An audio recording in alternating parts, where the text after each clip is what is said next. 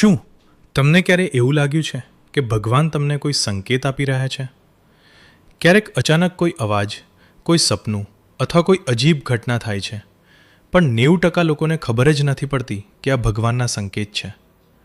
નમસ્કાર મિત્રો, જો તમે ભગવાનમાં વિશ્વાસ રાખો છો તો આ વિડીયો તમારા માટે ખૂબ ખાસ છે. ઘણા લોકો ભગવાન પાસે પ્રાર્થના કરે છે, પરંતુ ભગવાન સીધો જવાબ આપતા નથી, પરંતુ તેઓ સંકેત જરૂર આપે છે. જો તમને પણ આ સંકેતો મળે તો સમજી જજો કે ભગવાન તમારી સાથે છે. હવે આપણે જાણીશું ભગવાનના 7 એવા સંકેતો વિશે જે મળે તો સમજો કે તમારું ભાગ્ય બદલાવાનું છે. પહેલો સંકેત છે અચાનક મંદિર જવાની ઈચ્છા. ક્યારેક કોઈ કારણ વગર મન ભગવાન તરફ ખેંચાય છે અને તમને મંદિર જવાની ઈચ્છા થાય છે. ઘણા ધાર્મિક ગ્રંથો અનુસાર આ ભગવાનનો સંકેત હોય છે કે તેઓ તમને પોતાના નજીક બોલાવી રહ્યા છે. હવે બીજો સંકેત છે ભગવાનના સપના. જો તમને વારંવાર ભગવાનના સપના આવે, જેમ કે ભગવાન શિવ, કૃષ્ણ અથવા હનુમાનજી, તો તે એક શક્તિશાળી સંકેત હોઈ શકે છે. ઘણા સંતો કહે છે કે ભગવાન ક્યારેક સપનાઓ દ્વારા સંદેશ આપે છે. હવે ત્રીજો સંકેત છે મુશ્કેલીમાંથી અચાનક બચી જવું.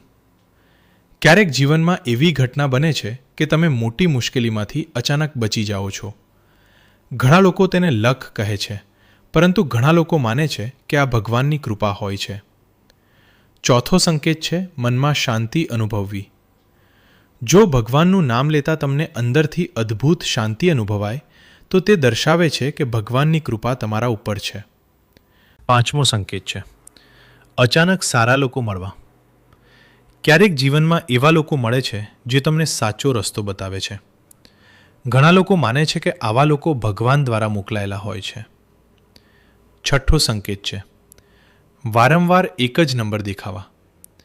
કેટલાક લોકોને વારંવાર એક જ નંબર દેખાય છે, જેમ કે 111 અથવા 108. ઘણા લોકો તેને આધ્યાત્મિક સંકેત માને છે.